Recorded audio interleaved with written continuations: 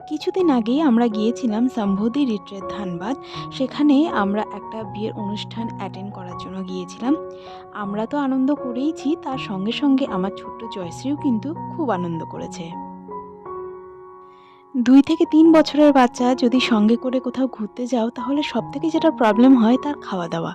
কিন্তু আমার ক্ষেত্রে সেটা হয়নি, কারণ আমি ক্যারি করেছিলাম আমার সঙ্গে একটা হ্যান্ড ব্লেন্ডার, যেটা দিয়ে আমি ওর খাবার খুব সহজে ব্লেন্ড করে নিতে পারছিলাম। কারণ ও এখনও চিবিয়ে খেতে পারে না, অনেকটাই ছোট ও। আর ছিল এই রাইস কুকার, যার মধ্যে আমি সব রকম রান্নাই করে নিতে পারছিলাম, যেমন খিচুড়ি, দুধ গরম কিংবা অন্য যেকোনো খাবার। তো এই দুটো জিনিস আমার কাছে খুব কাজের মনে হয়েছে। এই দুটো জিনিস আমি আমার কাছে রেখেছি। এখন থেকে যেখানেই ঘুরতে যাই আর কোনো অসুবিধা নেই। সেখানেই আমি ওর জন্য খুব সুন্দর করে খাবার বানিয়ে নিতে পারবো, এবং বাড়ির খাবার যেহেতু খাওয়াচ্ছি, তাই তাই আরও একটু নিশ্চিন্ত হয়ে একটু বেশি আনন্দ করতে পারবো।